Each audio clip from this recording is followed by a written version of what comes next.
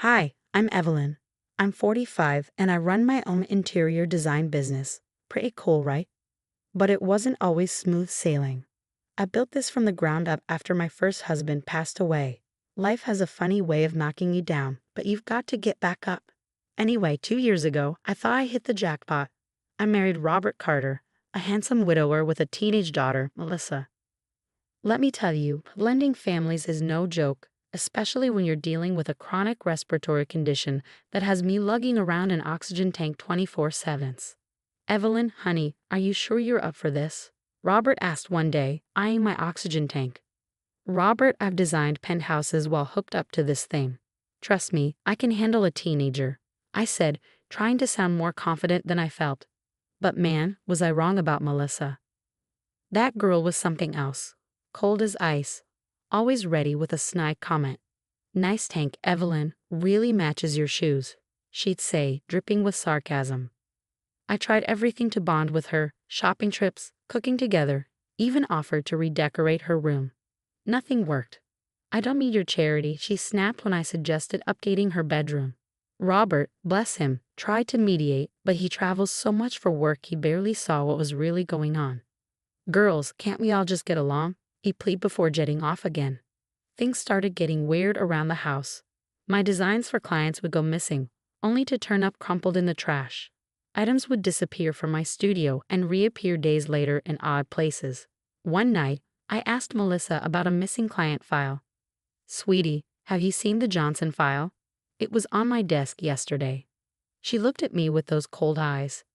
Maybe you should be more careful with your things, Evelyn. It's not my fault you're getting forgetful in your old age. I was fuming but kept my cool. Melissa, I'm trying here. Can't we at least be civil? She just rolled her eyes and walked away. That's when I started doubting myself. Was I really getting forgetful? Was the stress of my condition making me paranoid? Then Robert announced his 2-week business trip to Asia. A chill ran down my spine at the thought of being alone with Melissa for that long. You'll be fine, babe, Robert assured me, kissing my forehead. It'll be a great chance for you two to bond. As I watched him drive away, Melissa appeared beside me with a strange smile. Just you and me now, Evelyn. This should be fun. I forced a smile, but inside I was dreading it. Little did I know, things were about to get much worse. The first few days after Robert left, I felt like I was walking on eggshells. My breathing got worse, and I found myself reaching for my inhaler more than usual. Something wasn't right. One morning, I woke up gasping for air. I fumbled for my oxygen tank, but even with the mask on, I didn't feel any better. That's when the alarm bells started ringing in my head. Melissa, I called out, my voice weak. Can you come here for a sec? She appeared in the doorway, looking annoyed. What now? I'm not feeling well. Could you call Dr. Thompson for me? She rolled her eyes. Can't you do it yourself? I'm busy. As she walked away, I couldn't shake the feeling that something was very wrong. I decided to take matters into my own hands. I called my friend Jack, who works in security. Hey Jack, I need a favor. Can you hook me up with some hidden cameras? Sure thing, Evie. Everything okay? I hope so. Just being cautious. The next day, while Melissa was at school, I installed the cameras throughout the house. I felt guilty, but I needed to know what was happening. It didn't take long for the footage to reveal the horrifying truth. There was Melissa, clear as day, tampering with my oxygen tank. My heart nearly stopped as I watched her replace the oxygen with another canister. Oh my God, I whispered, my hands trembling as I replayed the video.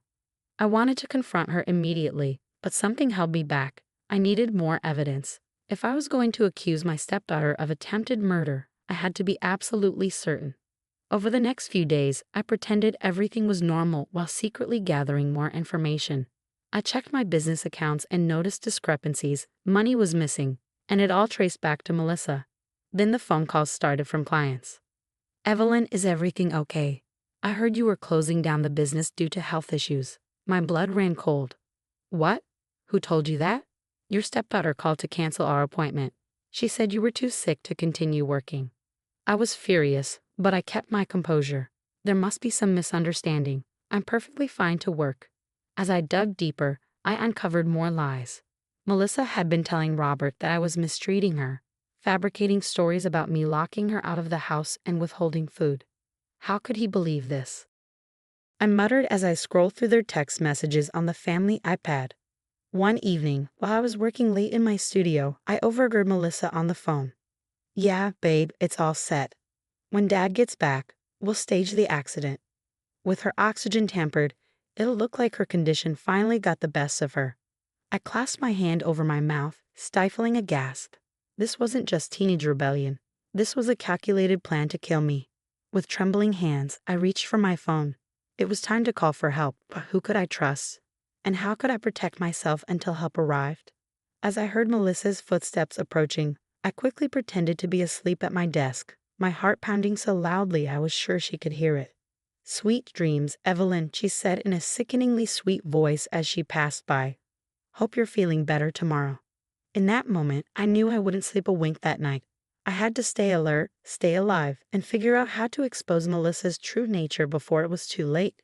The next morning, my mind raced with plans. I picked up my phone and dialed a number I hadn't used in years. "Sarah, it's Evelyn. I need your help." Detective Sarah Thompson had been my friend since college. We'd lost touch over the years, but if anyone could help me now, it was her. "Ev, what's wrong? You sound terrible." I took a deep breath. "Sarah, I'm in danger. My stepdaughter is trying to kill me." I spent the next hour detailing everything I discovered. Sarah listened intently, occasionally interrupting with questions. "Jesus, Ev, this is serious. We need to set up a sting operation. Can you hold out for a few more days?" I glanced nervously at my bedroom door. "I think so, but Sarah, please hurry." Next, I called my lawyer. "Michael, I need you to freeze my business accounts and set up protective measures." And Michael, not a word to anyone, especially not Robert. With those calls made, I steeled myself to face Melissa. I had to keep pretending everything was normal while Sarah set up the operation. "Morning, Melissa," I said, forcing a smile as I entered the kitchen. She barely glanced up from her phone.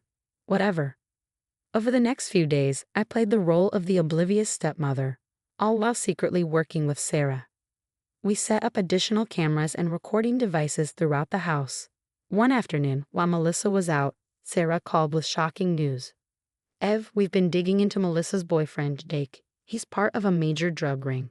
We think they've been using your business to launder money." My head spun. "What? How is that possible?" "The missing money from your accounts, it's being funneled through a series of shell companies. Melissa's been the inside person." I felt sick. How could I have been so blind? But the worst was yet to come. Later that night, I overheard Melissa on the phone again. "Jake, relax. I've done this before, remember? It worked with my mom. It'll work with her." I froze, my blood turning to ice. Melissa had killed her own mother. I immediately called Sarah. "We need to move now. Melissa's not just trying to kill me, she murdered her mother too." Sarah's voice was grim. "Okay, AV, we're ready. Tomorrow night, we'll catch her in the act." The next day was the longest of my life. Every time Melissa looked at me, I wondered if she could see the fear in my eyes.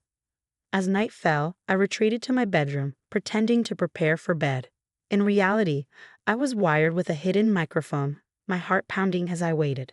Around midnight, I heard footsteps in the hallway. This was it. The door creaked open and Melissa slipped in, carrying my oxygen tank. I feigned sleep as she approached.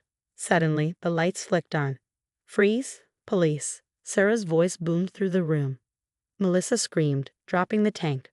But before anyone could react, another voice cut through the chaos. "What the hell is going on here?" Robert's voice cut through the chaos as he stood in the doorway, his face twisted in confusion and horror. Before anyone could answer, Melissa lunged toward the window. Sarah reacted instantly, tackling her to the ground. As the handcuffs snapped around Melissa's wrists, I finally let out the breath I'd been holding for weeks. The nightmare was over, but the fallout was just beginning.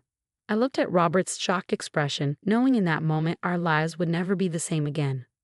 The next few hours blurred together, flashing police lights, sirens, and a barrage of questions. I sat on the edge of the bed, my oxygen mask in place, watching my world unravel. Robert paced back and forth, his face pale and drawn. "I don't understand. Melissa, how could you do this?" he asked, his voice cracking.